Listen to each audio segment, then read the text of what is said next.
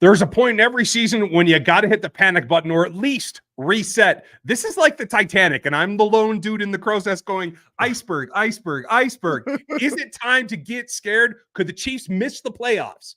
We're going to tell you tonight. This is going to be a lot of fun and a lot of pain, and it's all your fault because you guys are running this show. This is the live Q&A on RGR Football. You guys send the questions in. We will answer every single super chat tonight. We will answer a ton of your other questions as well. He's Dan Harms. I'm Ryan Tracy. We're going to break it all down for you because I know you're still pissed off, and that's perfectly legit. We're going to be all right. We're brought to you by Underdog Fantasy. Big shout out to them, as well as all of our other sponsors through the year. You'll see some more coming in January. Check out our gear, my hat, Dan's hat. All of it is over in the RGR store. And I got a couple of new ones that I'm going to unleash just before Christmas. So you can check those out. I'm finishing up the designs now. I have a couple of spare moments between now and Christmas, so I'm going to get it done. I was about to say, the free moments you get, like the ones that you're up at like 5 o'clock in the morning already. So you're like, let's put this together in this. The difference is you're up at 5 o'clock in the morning and I'm still up at 5 o'clock in the morning. This is true. Like I get up at 5. Yeah, that's funny. Folks, I know it's been a tough day. We're going to have a lot of fun, and we're going to try to bring some enlightenment, both philosophically and levity, to this program because we have a lot to talk about. And I put this up here on purpose because top topic tonight, as you guys get your super chats in, go ahead and throw them in there, and we will get started. We do have a good group of questions that I was able to get in earlier, but if you want your question answered tonight, make sure you throw in a super chat, and we will get to that. All you new members, link your Discord account. Go into Discord, link your YouTube account to it, and you're in like Flynn. You should be good to go. A lot of you got to be rookie and above to get Dan's rants and all my behind the scenes and my game notes and all that. A lot of folks asking questions today. A lot of new subs. Nice to see you. You got to join at the rookie level or above. So go ahead and just upgrade. If you just joined at the draft pick level, just jump up a level and you'll be able to get it all. Not a worry. Today is about resetting. A lot of emotion last night on the team. Certainly from us as well. That's what I like about the show is I get to be a little bit more me than I have to be the professional on Locked On Chiefs. So, I try to let it out here a little bit. But on retrospect, it's still raw. Andy's still raw about it. There's a lot going on there, and there's a lot of confusion. One of our top questions tonight we're going to get to here in just a minute, and we'll break some of that down and show you what the truth is. And it's just about how frustrating this season is because you're so close in so many ways. And it is a matter of inches, a game of inches. That's the truth. And it always has been, and it always will be. How you get there is how you bounce back from this moment. And I like that Chris Jones got pissed. I thought he took it a little bit too far. I do still feel like it was probably a little bit too far. But getting your stars pissed off and riled up, that's a good thing. Patrick, certainly. And I think between the two of them, one on either side, this is going to pay off more than it's going to hurt them. There might be a little downbeat here. It is the Patriots. Not a whole lot to be scared of there, except that they're an NFL team, and anybody can beat anybody on any NFL Sunday. So pull your shit together. Sorry. There I go again. Pull yourself together. Yeah, it didn't take long. And be prepared, boys. Be prepared. I feel like I'm Shorzy talking to the locker room at this point. So, okay.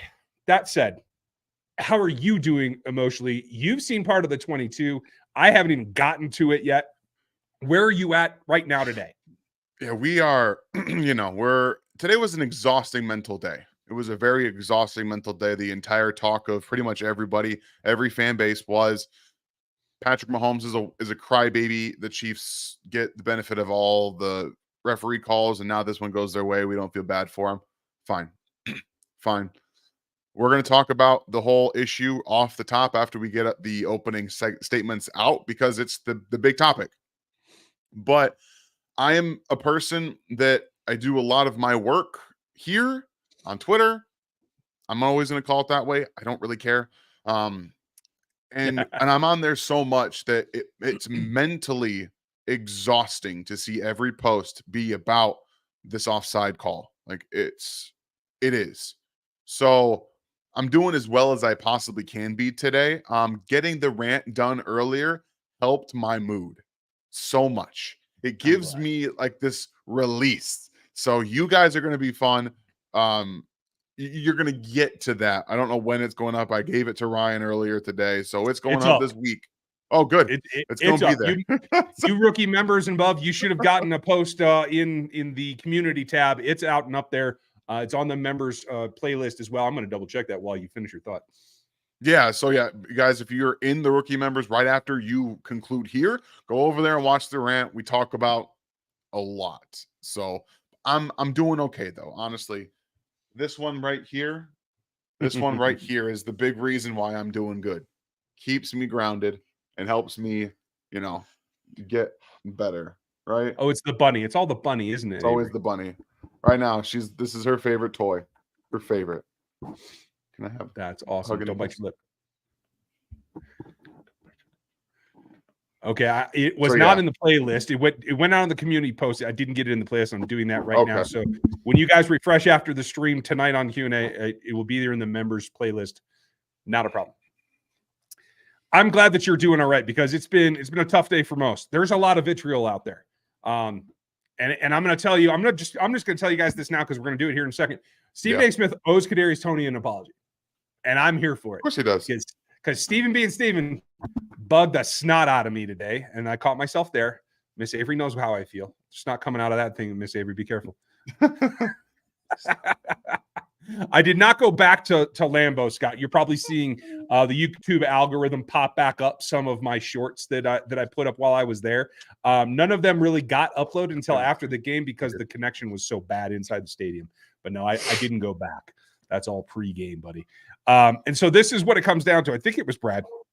So Brad's asking you, and thank you for the question, Brad. Could you please elaborate on the Kadarius Toney offsides when you said that he did point to the sideline, confirmation that he was lining up? A lot of people are saying, hey, he never did it. It's because Andy said that he didn't. And I think we need to show this when we're done. Where are you at?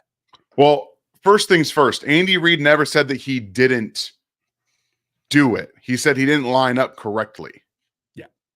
And when you, as a player, are pointing, I see this, by the way, I see this happen in every single NFL game. This is not a Kadarius Toney situation. This is not just him singularly. But you go up, it's kind of like an afterthought. You kind of point to the sideline, you look, and then you stop. The difference is watching Rashee Rice on the opposite side, who waited for the official to give him the good to go. Kadarius Toney did this. Never waited for a confirmation, and then proceeded to step forward after he looked at the referee.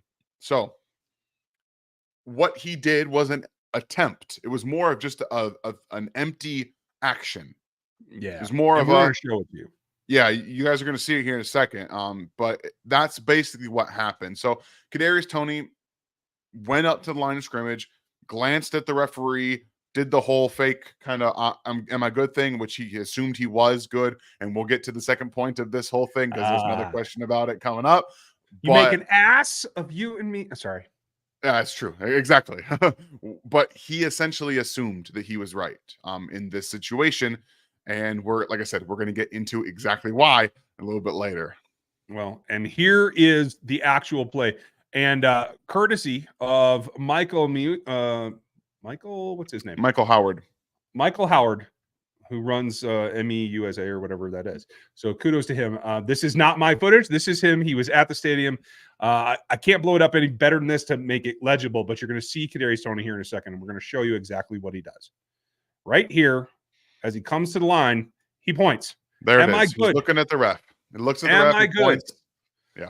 Directly at him. And here's my point. And this is not to defend Kadarius Toney. You are absolutely right.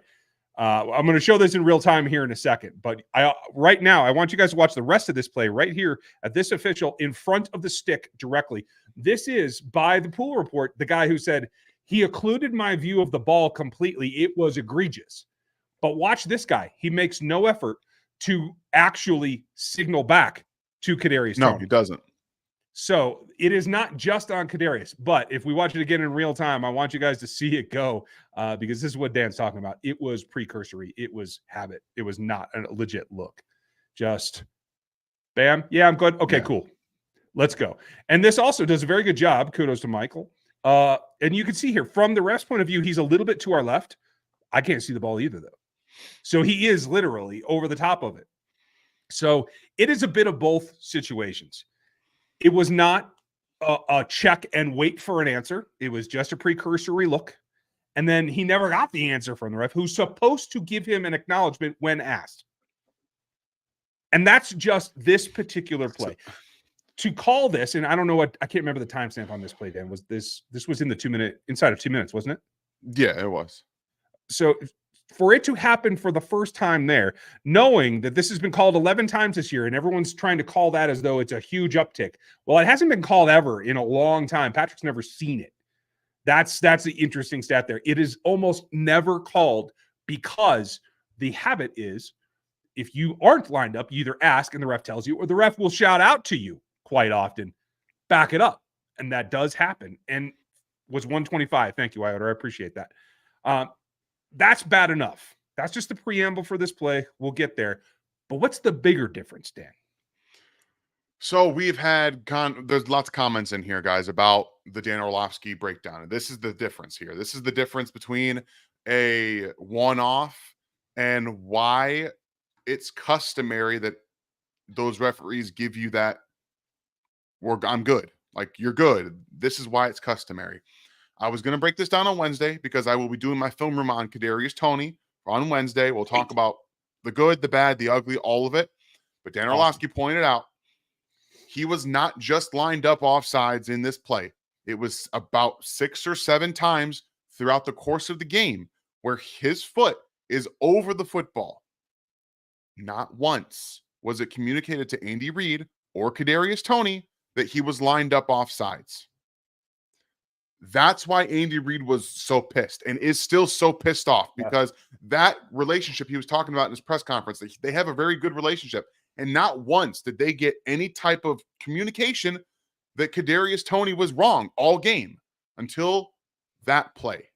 And they threw a flag. It wasn't a warning.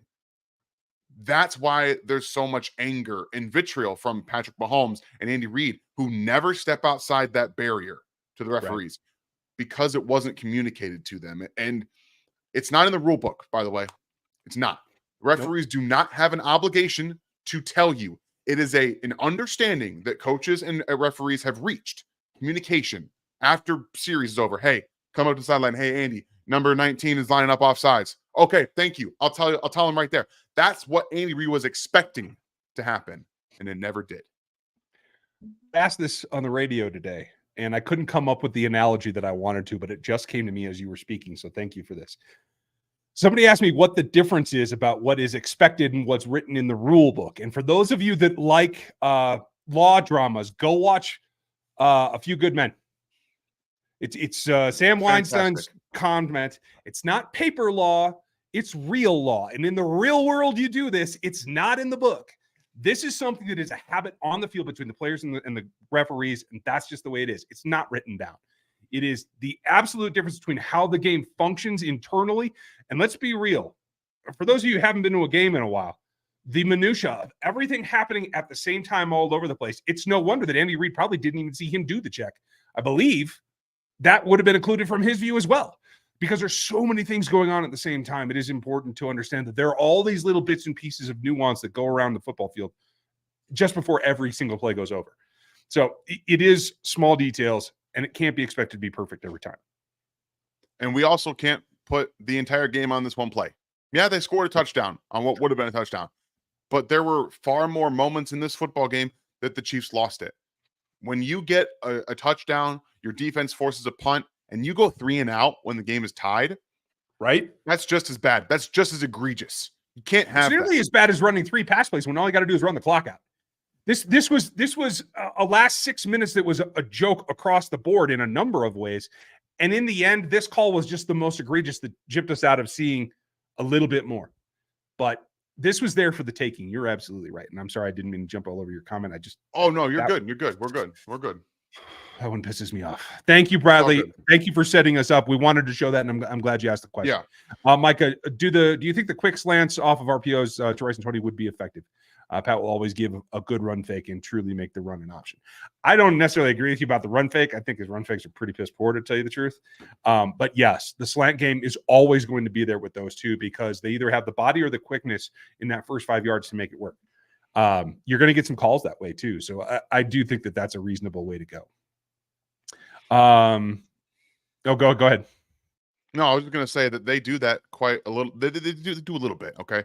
It's Yeah. a little bit, but most teams take that away from them because they exploited it a few years ago with Patrick Mahomes throwing it to Tyreek Hill. It was made famous kind of by the Chiefs in that RPO game, quick game, right over the middle of the field. They got 10 yards of pop on it. So teams have really kind of spaced our linebackers to a point where you can't do that right now unless, and you're going to love this, Ryan, you run the ball a little bit better. What Let's an run the idea. ball a little bit more. I think I heard that somewhere before. Some bitch. Thank you, Micah. As always, thank you, Lee. Another one of our members. Nice to see you. Do you think that playing all these teams who have extra rest and prep is part of the problem for the Chiefs? Haven't seen that bad a schedule for other teams. That's true. But quite frankly, your roster is in your coaching staff and your players are good enough. It shouldn't matter, in my opinion. I'm with you. This shouldn't really matter. It is a little edge, though. I will give you that, Lee, for sure. Let's see. Gina, can we please talk about our Daniel Lobster? Okay, so this is the one you mentioned it, right? Yeah, Gina. So yeah, we did kind of, it was part of the whole Kadarius thing. So we just figured off the top. We'll get into it and go through there. And yeah, Cool. That's, again, this is exactly why Andy Reid was so mad. And I think a large part because, Patrick was mad at the same thing. They were not communicated to by the referees all game. And when you have that communication throughout Andy Reid's entire career, let's say, it's going to put you over a tipping point when you have as many execution issues as they've had. And then you get that in the moment like that. The energy, like everybody was on their toes at that point. Like everyone was like, this is the moment. Finally, we can go, we can win this football game. They thought that they did at least have the opportunity to win with how they scored the touchdown. Obviously, the Bills would have gotten the ball back.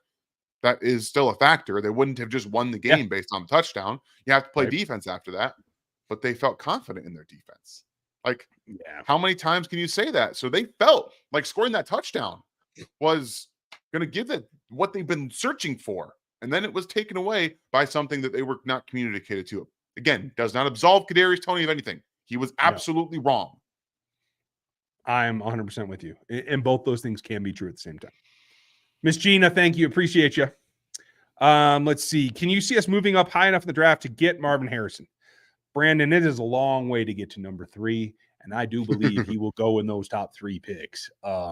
He is the best non-quarterback in this league, in this draft. And quite frankly, I think he's probably better prospect overall than both the quarterbacks.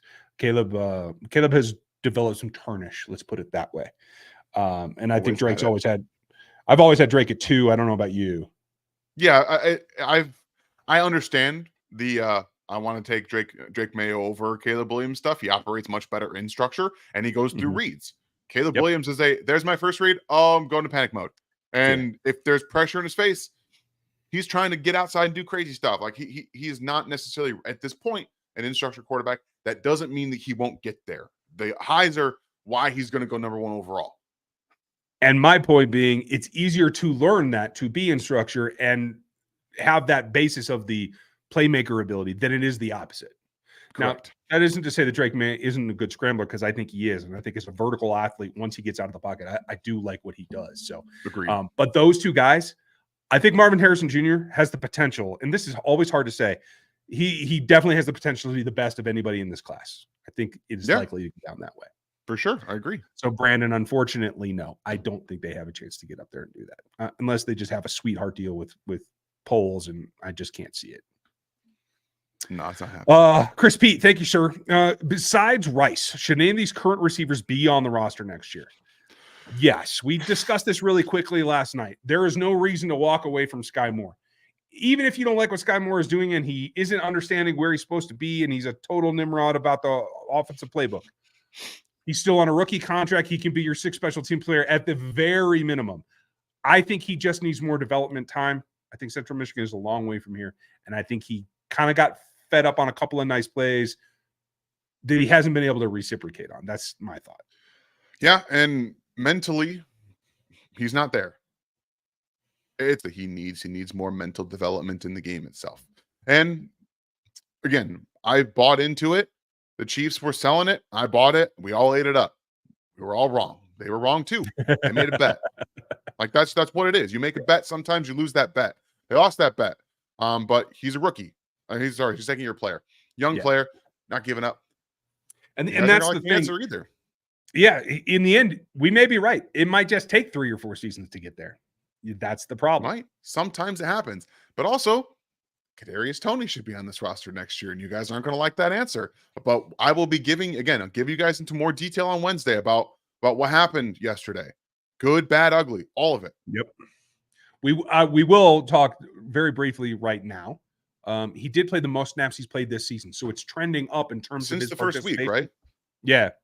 So it's trending up in terms of his participation. And Andy tripled down on it today, and he said, yeah, it might not be going well, but he makes plays when the ball's in his hands, and that's what it comes down to. And Andy's going to take the upside over the floor every single freaking time. So I do think all 3 of them will be on the roster next year. Yep. Thank you, Chris. Appreciate you. Let's see. Did we get Joseph's? Joseph, are we all on the same page that Andy Mahomes might be several levels more effective than slightly pissed Mahomes? I love the way that you're thinking, Joseph. Dan, I just don't know, man. Angry Mahomes, maybe he takes more seam shots. I'm telling you right now, go watch Dak Prescott play football. Mahomes could use a little bit of that. Just taking some shots down the seam.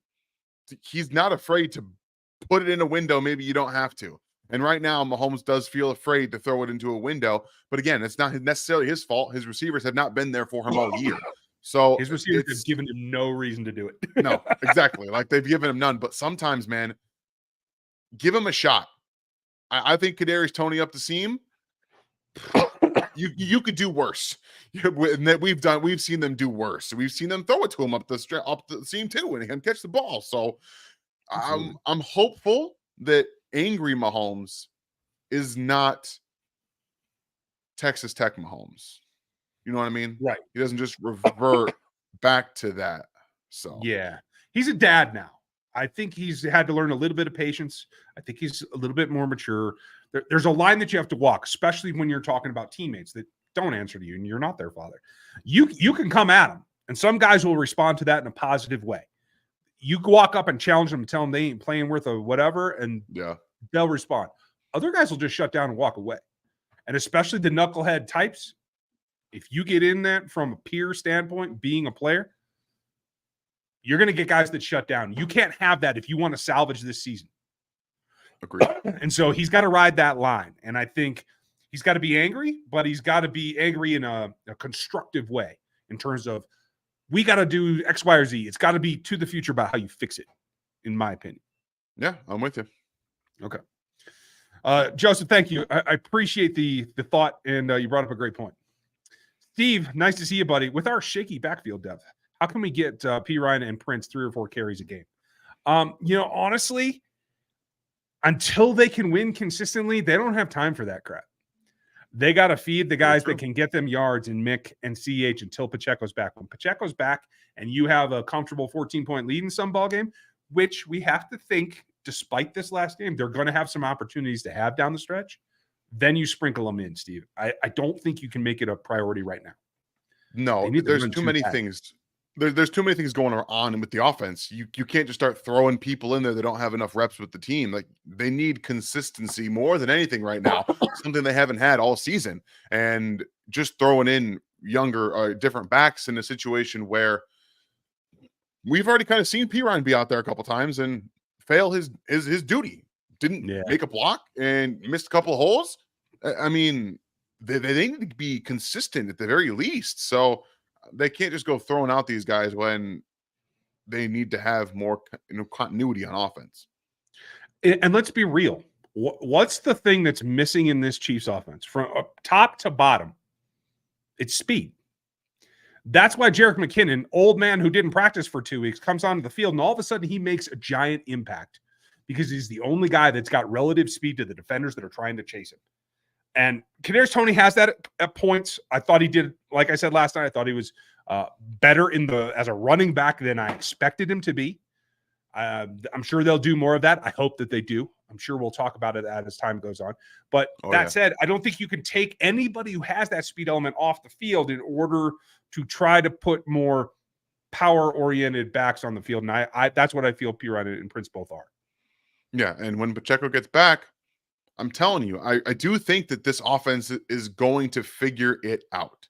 It's just they have right now their run scheme is getting monstrously better than what it was earlier in the season. And Pacheco unlocks their blocking scheme. He does because he makes the offensive line right. Even if he misses a hole for them. Yeah, he's an eraser. Even if he misses a hole, he's either making somebody not miss because that's not really his game. It's more of a breaking tackle or carrying guys for 5 yards. Yeah, like he makes the play a good play even if he's wrong. Like he which he does. He does get it wrong, but he makes up for it with the way he plays. And right now, Wanya Morris, who was worse in pass protection than I originally thought. And I'll talk about that later, is still fantastic in run blocking, and they run right behind him for a reason. And let's be real, it is a very, very stark difference, especially if you guys can go back and watch it on replay or something. Clyde in a run power scheme, in a power run scheme with blocking up front where they actually manufacture the hole for him, he's great. And he ran real hard last night. He looked like he had probably the most spring in his step that he's had in several years. I said that last night. I still feel that way. And when he got handoffs in zone blocking, he did just about jack. And that's just a stylistic thing that he's never been over to overcome. Pacheco can do both. And I think as a 1-2 punch with Jarek then sprinkled in to have the chunks, the explosives, I think that's going to be their key to success, much like Mo is saying here. How optimistic are you for the rest of the season? Personally, I think they have an outside shot at the number 1. You have a good point. Everybody else has a harder schedule, so you never know. But the running game will come in big. And I hate to say I told you so. I've only been years, and finally I'm right. But it is going to be important. And there is this side of the ballgame. Yeah, and, I think that Clyde's healthier than he's been in years because the last couple of years, Clyde doesn't make this play right here.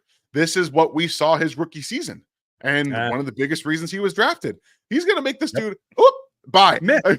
That's Jordan Poyer. That is Jordan Poyer. That's not just a regular old safety, an all-pro level type safety. He made miss in space. He doesn't make this play last year, 2 years ago. And I'm telling you what, for everyone who thinks that Isaiah Pacheco makes that play, he can't. He can't do it. He doesn't have that start ability. That's the one thing that McKinnon and Clyde can do, and they've offered in the passing game. So that is kind of an extremely valuable revelation for the Chiefs to get McKinnon and Clyde in the passing game down the stretch where you have Pacheco as your bulldozer back. They can actually exploit the flat routes that defenses are forcing them to have to take. When you got 3 and 4 DBs covering deep, that's where you got to go. It's funny because Andy's going to be able now to turn the short pass game into an extension of the run game. And I've been waiting for that forever. Versus what they usually do. But hey, by the way, cheers to you on your Chris Berman impersonation there. You did that really well. Oh, thank you. I appreciate that. I heard the little whoop. What caused the slow start on the defense yesterday? Got shredded most of the first half, and they were locked down in the second half. I would not agree that they got shredded in the first half. A quarter, yes, me, and obviously in the second scoring drive, yeah, but they started to come on at that point. Chris's temper tantrum, I don't think it was the cause of them getting that much better. I think it's what caused him to get that much better. He really accelerated there. But I felt like they came out in the second half, and it was just the adjustments that they had. They felt more comfortable in what was going on. And honestly, I think the Bills had kind of shot their shot, and you weren't going to get too much more creatives from them. Exactly. They had their shotgun loaded up, and they hit those double barrel right out the gate, and they said, we're going to hit you up the seam. We're going to use the running back in the passing game. And then the Chiefs were like, okay, do it again. Oh, wait, we can't reload here. We don't have any more ammo. And they didn't have any more ammo. And Spags was like, okay, I have more ammo. And that was the thing. That was the difference here, is that they came out firing to prove a point. The Chiefs absorbed the blow. Yeah, it looked ugly to begin, but then they outscored the Bills 17-6 the rest of the game, and it should have been more. We know it should have been more, but at the end of the day, they didn't win because of execution issues on offense. And the defense, once again, played fantastic when it counted, when it mattered most. They executed. This might have been L'Jarius's best performance in 2 years. When you go watch the tape, targeted 7 times, allowed 1 reception for 1 yard. And he upped his game. And I think the whole defense did it. Maybe it needed a little bit of time to get going, but I was pretty happy with it. Thanks, Ozzy. Appreciate you. And we're going to jump real ahead because we got a 50 spot from Greg. And I appreciate you, Greg. Thank you. And I love the point you're making. We're going to get back to all the super chats with the questions. But Greg had a good point here that I think we need to lock down on here. You truly believe we have the best fan base in the country. And I have to second that. There's been a lot of trash talkers in here the last 24 hours. And I appreciate you guys putting up with that and dealing with it in a positive way. And I do think that he is correct. We're happy to do this for you, Greg. And we enjoy giving our knowledge to you. And I love the idea of thriving on adversity. That is what real teams do. They get kicked in the face and they figure it out. And that's what I'm expecting here. Maybe I'm being optimistic, but that is what I expect. Yeah, and that's all they have right now. They have to take the punch on the chin. And so and when you take that punch, you have to be able to counter. You have to come back. You got to stand toe-to-toe. You can't get boxed into a corner like we see all the time. That's where you lose. You have to be able to stand toe-to-toe and throw a punch back. And right now, the Chiefs have been getting clocked, and they've been kind of going back into the corner. It's time to get back into the middle of the ring and establish themselves. And we're going to find out down the stretch. They got 4 games. I don't really care who it's against because the Chiefs, in every game that they played, are fighting themselves more than they're fighting the other team. So you start executing. Stop fighting yourself so much. Just start delivering some punches. We'll see what this team's made of before it's all said and done. If they don't give up the ball, if there's no turnovers, then that play doesn't matter. And they're already winning. And that's a W. Greg, thank you. And we appreciate the support, buddy. Thanks for the 50 spot. Back up to Jordan. There's a lot of hyperbolic chatter about wanting Reed Veach fired, which is nonsense. You're absolutely right. That is crazy talk. Right. We need to remember where we were before them. But with that said, this team seems more undisciplined. And I absolutely agree with you. That is the departure of Eric Bieniemy, in my personal opinion. I don't think any of the other changes in the coaching staff have led to less accountability, but Eric certainly did. That said, there's no way that you fire either Veach or Reed. There are some coaches on the staff that are probably going to get relocated, but they ain't them. You know, it's interesting. The Chiefs have always had trouble with penalties. Offense, defense, they always have. Also, this team, I believe the last 4 or 5 years, the offense has lost 7+ fumbles every single year. Every year. Every single year. That's including, again, with Eric Bieniemy on the staff. So the penalties were still there. The fumbles and the turnovers were still there. The difference is this year they don't have the firepower to make up for it. Yep. And we're seeing that be magnified. So while I don't disagree that there is a level of Eric Bieniemy's presence that is missing from the team, if they had somebody outside of Travis Kelce that can exploit some of these holes in zone that they're seeing, we're not talking about this year, in my opinion. We're not. Yeah. Because the bottom line does not require it. In the end, they're getting wins. Jordan, thank you. Appreciate you. And thank you, Dan, for that explanation. That was good. Thank you. Hate to jump into the offseason convo so quick, but who do you guys think in free agency and trade scenarios for wide receivers need leadership in that room? Leadership is a great word to bring up in this particular conversation because I think MVS showed his stripes in his conversation. Now, he got baited into that comment. Yes, he but did. let's be real. Let's not be nonchalant about the fact that you don't do your job that great. Nobody does their job perfect. Just take it and roll. Be a man. It's a little bit frustrating to have seen that. The worst part about it is that he admitted that he can't play. He can't make every play. What is one thing you want to hear about from a player? I can make plays. Yes, I've been dropping the ball, but I can make these plays. I want to hear accountability and say, I'm going to go attack it. Instead, he just rolled over. He rolled over. No, that mentality is part of the reason that these wide receivers are where they are. There is no wide receiver leader in that locker room that's in there saying, we can get back up after this. No one is in there doing that. And instead, you had guys like MVS making a point to the entire wide receiver room that you can't make every play, so why worry about it? Right. And this is one of the youngest rooms on this roster. The other being the DB room that has veteran leadership that does push them to excel. That is the difference. Even Trent McDuffie. Yeah. Good Lord. I mean, yeah. I've never been happier. As far as trade scenarios for wide receivers, there's a couple out there. There's a lot of talk about a lot of guys, and I don't know what's going to happen. I even got I don't know if you have anybody in particular that you're looking at, but Justin Jefferson is a guy that I get asked about every other day. And there's no way that they're going to part with him, guys. I got to tell you, he's going to get franchised. And it's going to be a long-term deal. The only thing that I could ever see with getting Justin Jefferson away from the Vikings is if you give him Chris Jones. If it's a franchise tag for a franchise tag, you might be able to pull it off, but I just don't see it. You still have to give up a first-round plus draft pick to get Justin Jefferson in that deal. Probably. You still have to. Yeah. So, I mean, no. I think Mike Evans, even though he's a bit older, would 1000% improve this wide receiver room and give them veteran leadership. You kind of kill two birds with one stone there. I won't argue. He's top of the list here because of his age.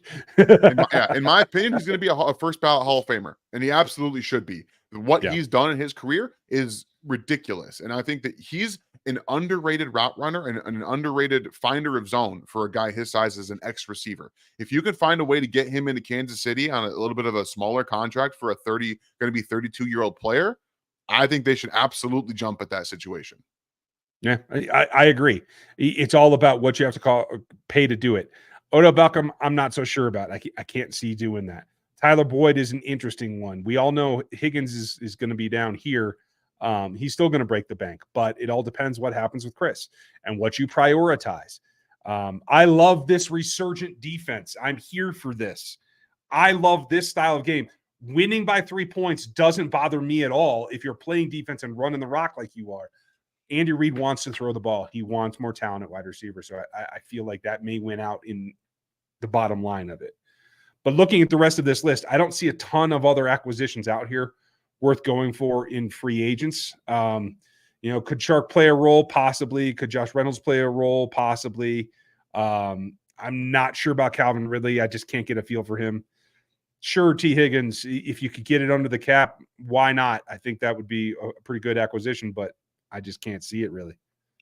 Yeah, and I like Braxton Berrios as a possible slot return guy. He's a fantastic returner. Michael Pittman's been brought up to me. He's a number 2, and you kind of already have a player in his mold in Rashee Rice, a more explosive version of that type of player. So redundancy issues there. I'm not the biggest Michael Pittman guy. I also think Indy's not going to let him go.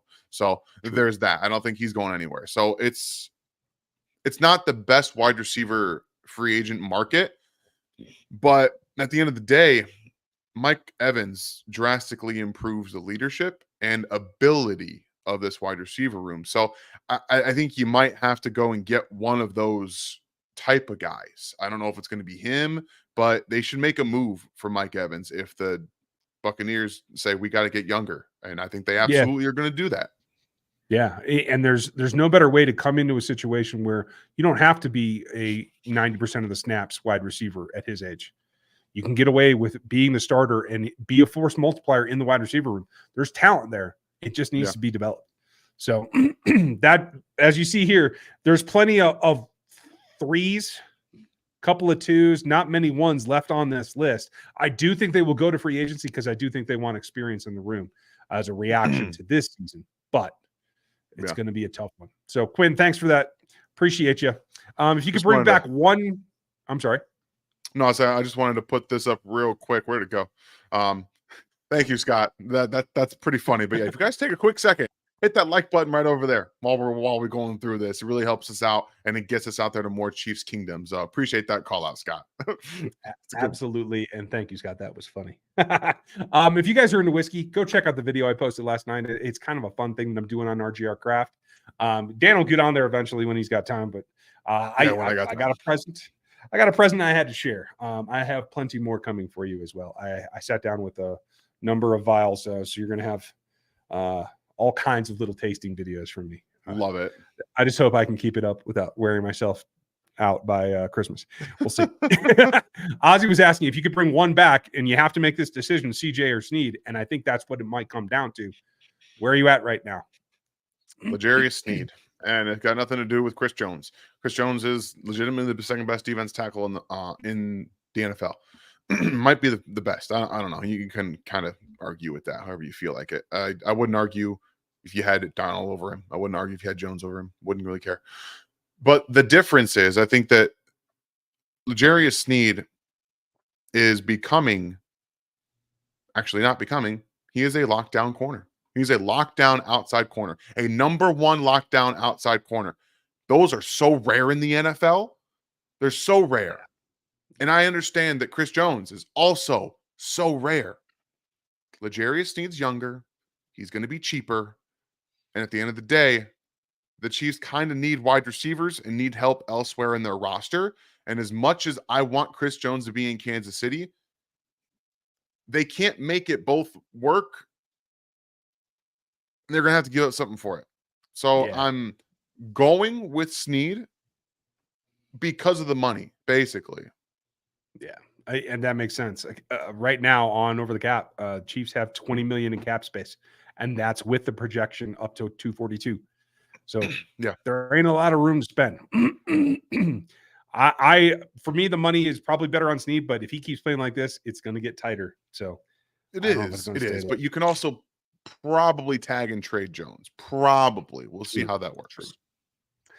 Jackson, longtime listener and fan. Thank you, buddy. Thanks for always supplying the content. Awesome. Just wanted to say thanks. It's kind of funny the Chiefs went from the Legion of Zoom to the Legion of Gloom. Oh, I like it. Was well termed. Appreciate you, Jackson. Glad you're here.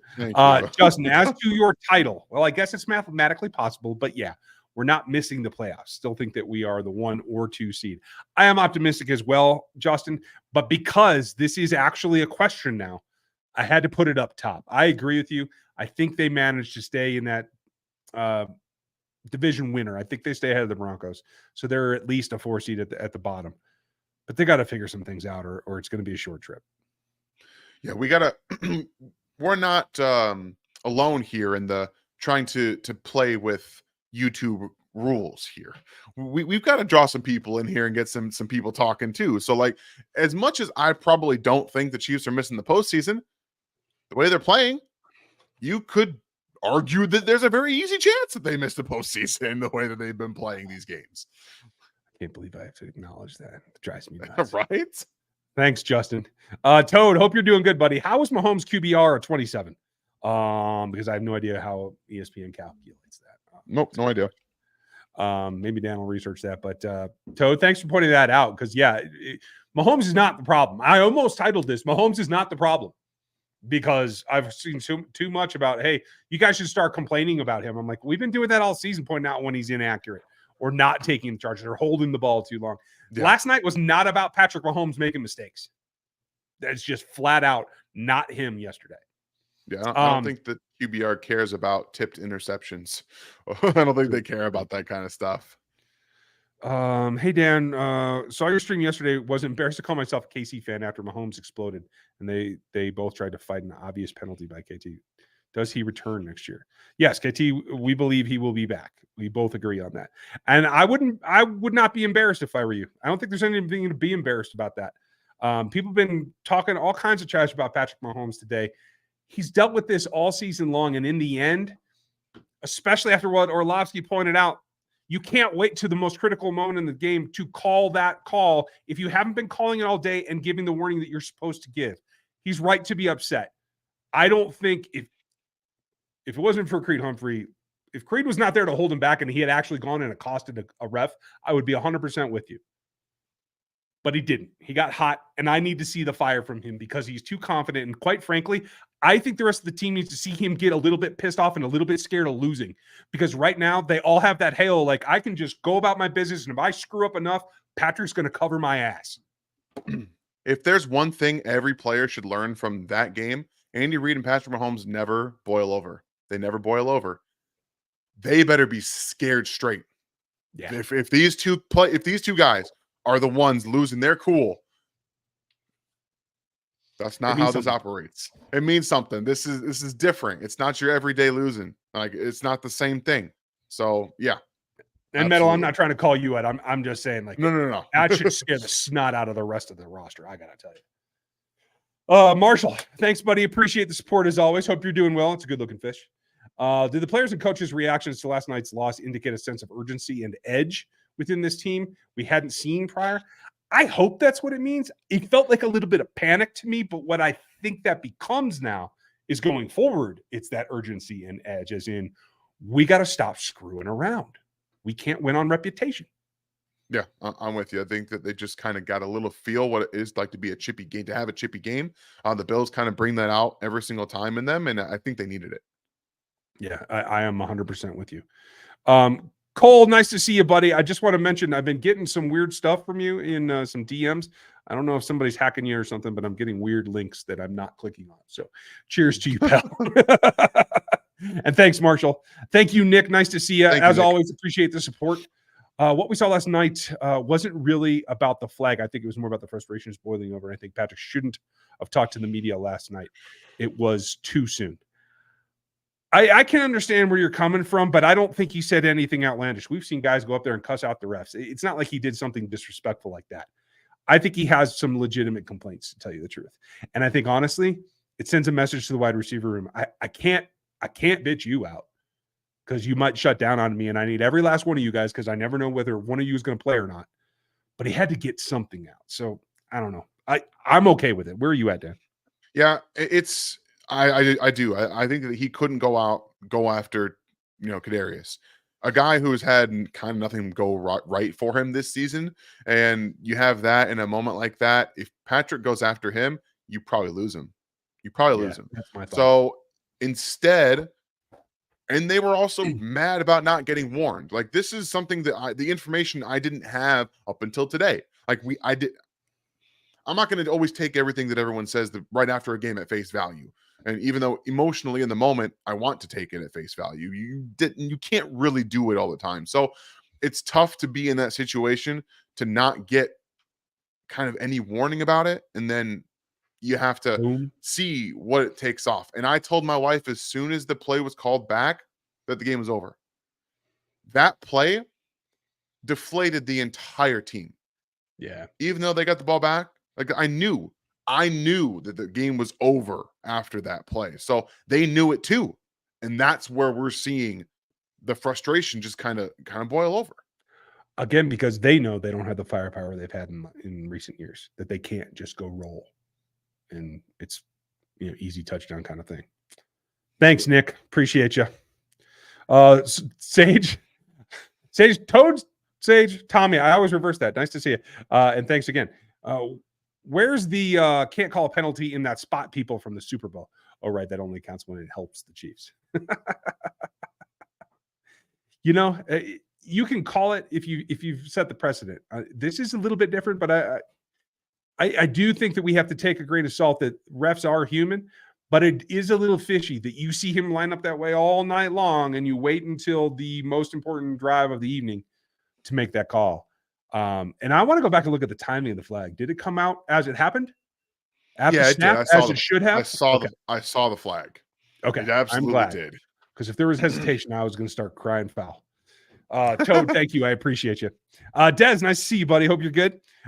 Since Pat's model baseball deals, should the Ohtani deal worry us for when Pat re-ups in a few years? He wanted to pass Trout last time, who was 427. I heard there was a big deal. I have no idea what it was. So Shohei Ohtani signed with the Dodgers for 10 years, $700 million, with 680 of it deferred until after the contract is over. What? Yes. So he's going to play. It's deferred until 10 years. 10 years. He's going to make $20 million, and then he's going to make 680. Yep. He's going to make $2 million a season, and then after the contract is over, it's apparently kicking in, like the Bonilla contract, where they're still paying him, and I don't understand how this is not okay. It's not okay.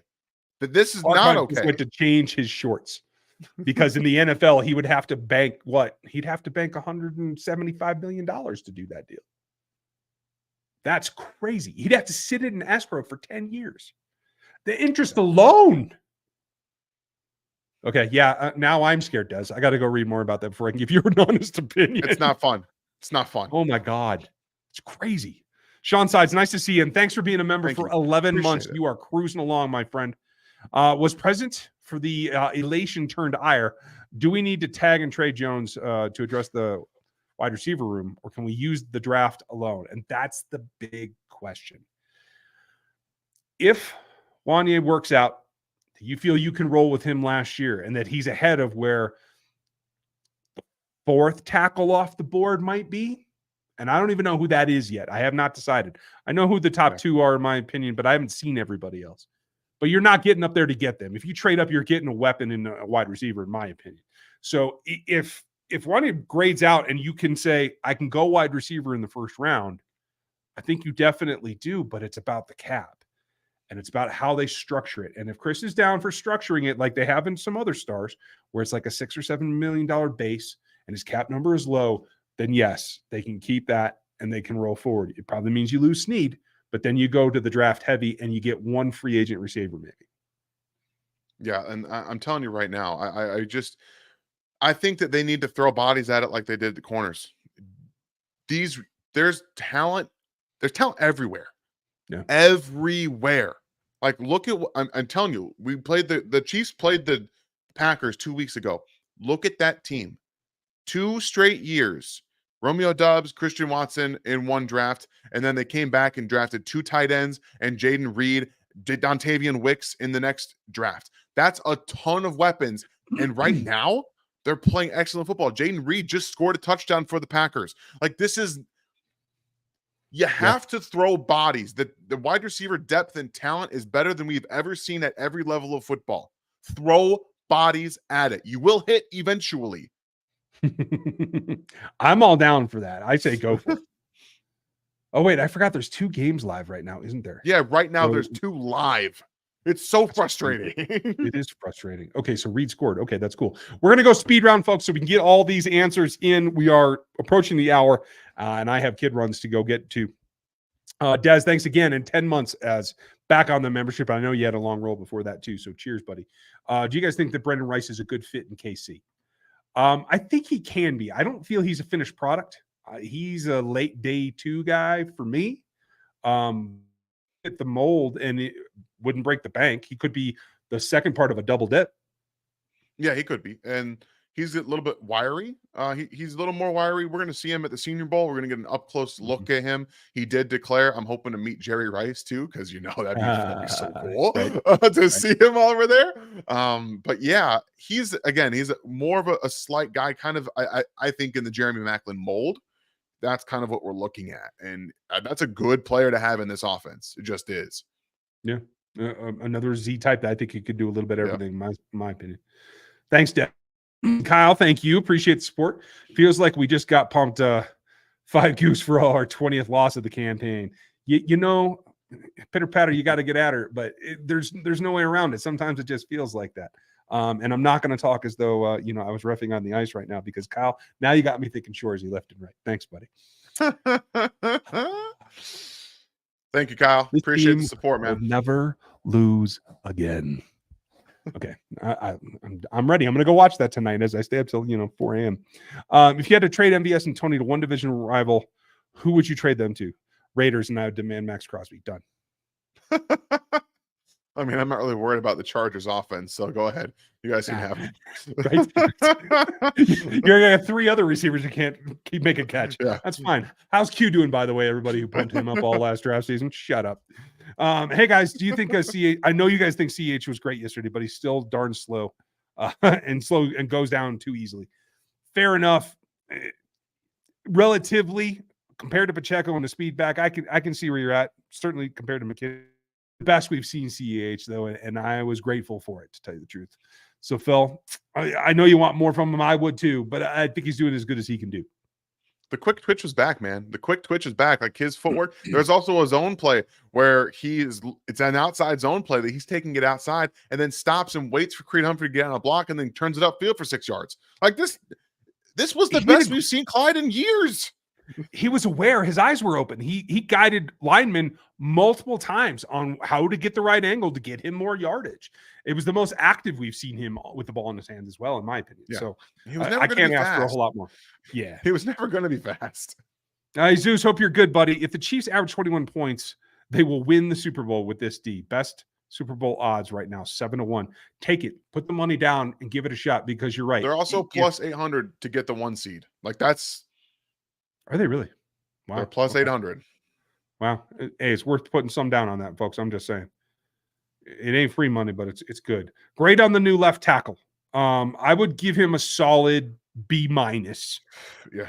If I was grading tonight. That fits. Yeah. He had his biggest problem is oversetting. He oversets. He allows defensive ends into yeah. Like when you're slow off the line and you're like, I want to overset. Not the best combination. One's compensating for the other, right? Yeah. So it's that kick. He's got to fix that a little bit. If he gets out a little bit quicker and to his spot, like you see him and Juwan Taylor. Juwan Taylor's in his spot. He's ready to go. Like, okay, fine. I'm already here. You can't beat me to my spot. You can beat Wanya Morris to his spot. But again, this is like his second start. This is going to take some time. Like, this is not a finished product by any stretch. He was a 3rd-round pick, and they're seeing good returns in the run game. Like, good returns. Agreed. And I hope that they keep that up. It will this year, this team that will help this work. Is Michael Pittman the best free agent wide receiver coming up, Joseph? Thanks for the question. I would not say so. I believe that's T. Higgins by a long shot. I'm not even going to count Jefferson because I think he'll get tagged. I would probably go Evans a little bit above Pittman just because of his longevity. Yes, he's old. It would be a 1 or 2 year contract at most, but I'd put him at 3. Yeah, I'm with you there. I'd probably even say Mike Evans is the best free agent wide receiver. I think that he runs routes better than T. Higgins. I think he runs is a better deep threat than Michael Pittman is. I don't know. I feel like talent wise, Mike Evans is the best receiver. Obviously, he's older, so that factors into it. Yeah, very much so. Metal, we kind of answered this already. Watch your stream on Sunday. I'm pissed at KT for ruining the game, but do you think they'll clean the wide receiver room next offseason and double up in the draft? I do think they'll double up in the draft. By cleaning out, I think the veterans will be allowed to leave, but I don't necessarily think that KT is going to be one of the guys that's gone, as we said earlier. So, yeah, it's kind of where we got it. Thomas, thoughts on Morse being left tackle moving forward? Are we going to have to bypass wide receiver round and go left tackle? That's the conundrum. We got to see how much he can progress now that he's on the field and he's against NFL competition that isn't practice. I can't tell you yet, Thomas. It's going to take till week 18 at the very least. And honestly, I do believe the Chiefs will make a playoff game. It's a point of conversation. That's why it's on the thumbnail. But that's not me telling you I don't think that they can make it.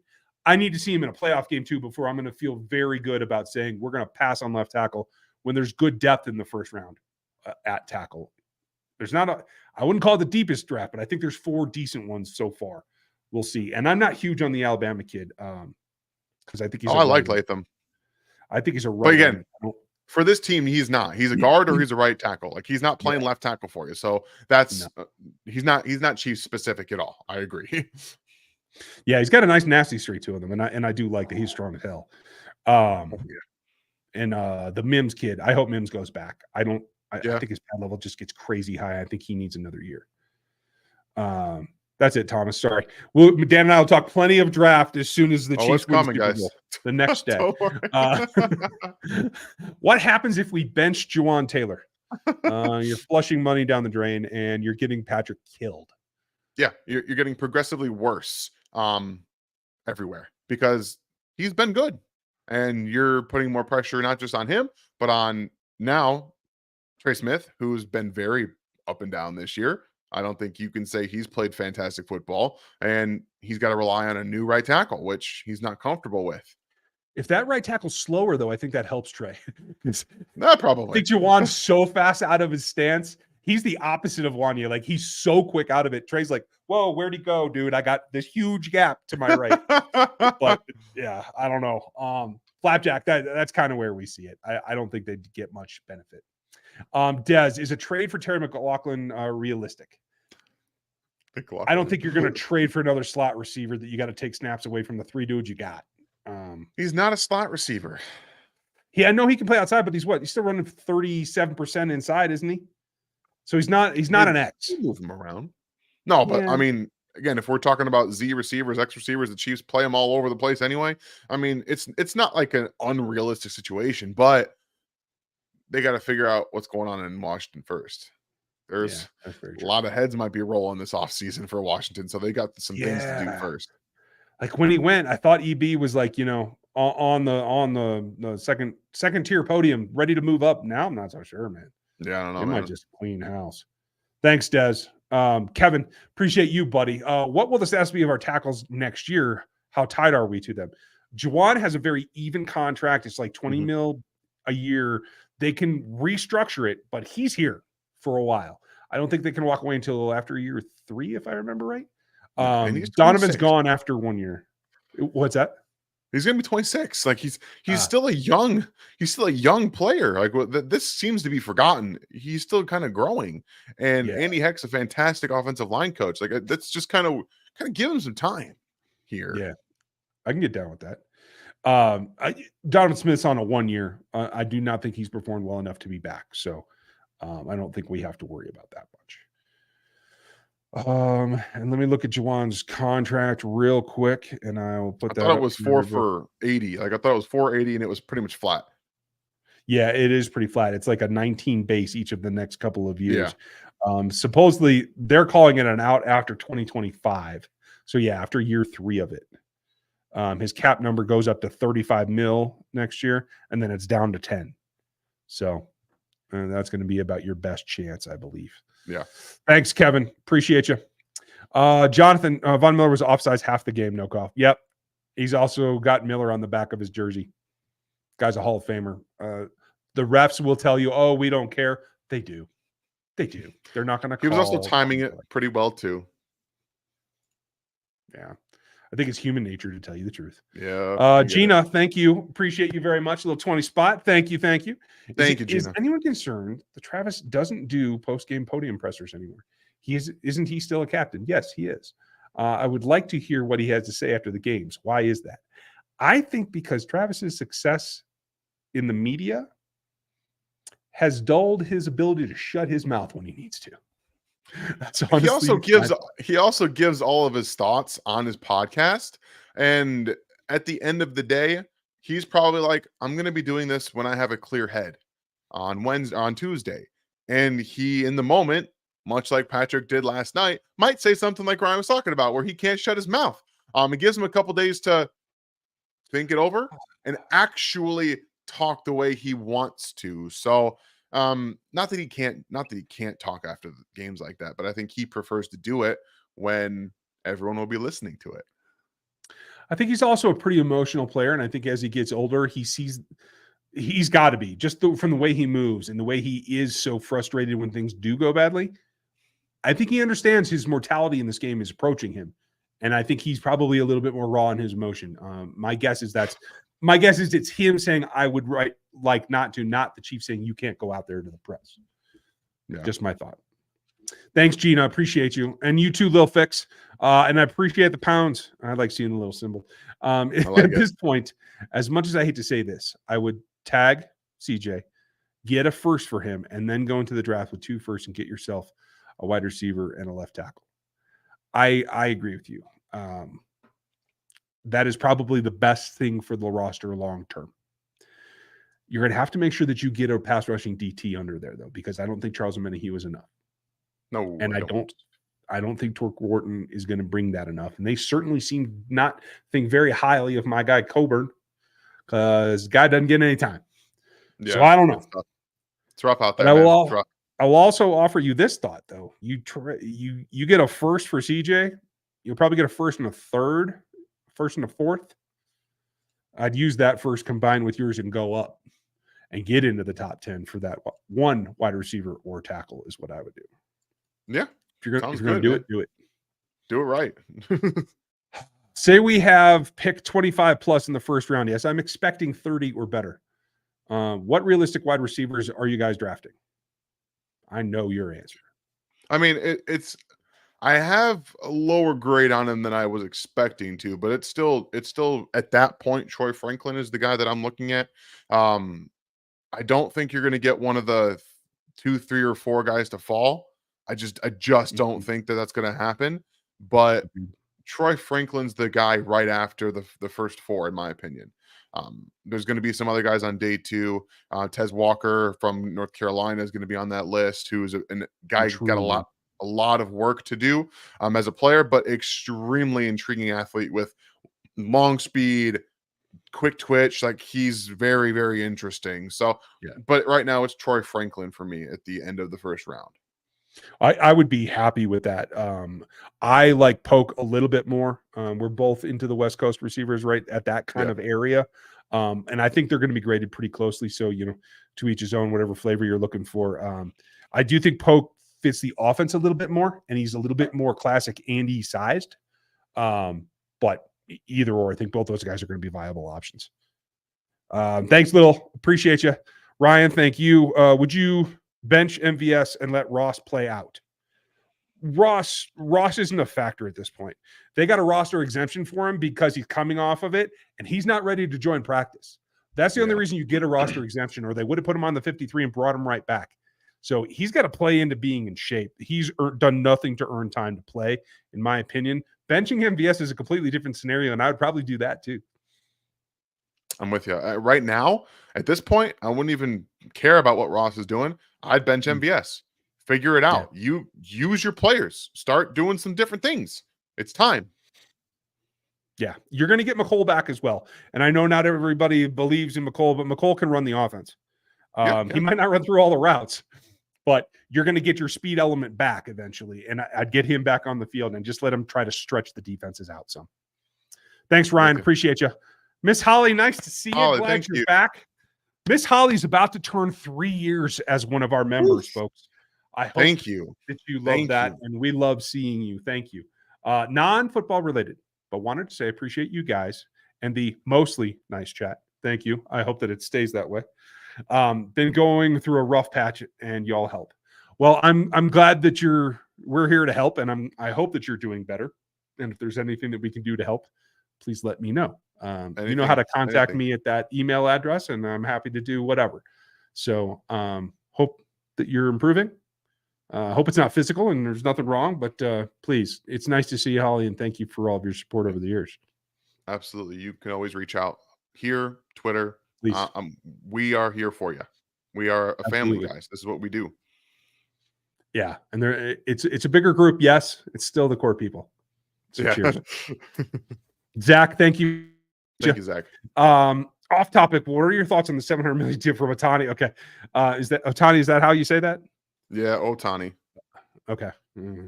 I'm scared to death, Zach. This is the first that I've heard of it. I knew something big had happened in baseball, but baseball is baseball. Bad. It's real bad. It sets a terrible precedent. It sets an awful precedent. It's dangerous for Otani too, because he's already been injured twice in the MLB. And if there's language in there that can be voided due to injury, you're talking about risking $680 million for nothing. This is a big risk on the Dodgers. It's a big risk on them, and it's kind of tax evasion. If we're being very honest with this is tax evasion. What this is, it's a little bit different. I need to buy a Powerball ticket tonight, don't I? Okay. I don't know. I'm scared of it. I think it's wrong. I think the MLB should have something to say about it, because it's almost illegal in my opinion, because there's so much tax money that's going to be missed from this contract. Yeah. We'll have more in the offseason when we take a deep dive in where the Chiefs are at too. Flapjack, thanks, buddy. Passing on George Pickens for Sky. Good draft pick. Yeah, I mean, you got to remember, Pickens has been decent on the field. He's still a head case. He was still a head case then. You think you're pissed off about Kadarius? That guy could turn on you in a heartbeat. I'd be hard pressed to think that he's not doing what MVS is doing in this offense. What is he doing differently? He's not running routes. This guy can't create separation. Agreed. He'd be just as frustrated here as he is there. He'd be more of a cancer, I got to tell you. Ask the guys at Georgia whether they missed him or not. Chris, thanks for being in the memberships. Welcome, and I hope you're having fun. We're going to wrap it up with Knicks fan, one of our longest running members. Nice to see you, buddy. I see plenty of people line up offside, no penalty, a bunch of hands in the face, not called when watching other games. Yeah, and you bring up a good point. And I mentioned this on one of the other streams and on radio last night. The level of officiating across the league is down, and it is bad. And it's about consistency. If you can't be consistent, you don't know what you're doing as a player when you step on the field. If you can't get consistency from the refs, you don't know how to attack and what's safe to use as a coach. There's no way to put a good product on the field, and this is a problem for the NFL. They need to make them full-time employees and pay them to do this job. It's that simple. Year-round. Everyone else treats it like a year-round job. They need to, too. If my fat butt could run down the field, I would volunteer to do that if they want to make me an employee. I don't know. I just keep volunteering for stupid stuff, don't I? Okay. Yeah, right. That's going to be it for us tonight. Thank you guys for being here. If you don't know us yet, this is your first experience, make sure that you sub to the channel. Hit the like on this video and hit the bell so you know what else comes next, because we got content for you all week. Seth's back tomorrow. We have Dan doing his film review. Always got Gary running down the stats for you, and then we're going to preview the next ball game on Friday like we always do live. That is a big moment. Check out our sponsors, Underdog Fantasy. Check out the store if you want to support us. Thank everyone who joined the memberships and hit the super chat tonight. We very much appreciate you. And thanks for spreading the word. The sky is falling, but we ain't dead yet. Absolutely. Anything guys. else? And it's not just sky who's falling. They'll figure. I do think they're going to figure this out. We'll talk on Wednesday about the film. You know, you guys, like Ryan said, Seth tomorrow. Try and keep some positive vibes. It's a tough moment. Adversity breeds success typically. The Chiefs can do that. Thank you for everything, Holly. We appreciate you. And if you guys would hit the like on the way out, we would appreciate it. Enjoy your Monday evening. Go watch either of these games. Looks like they're going to be decent. Talk to you next time.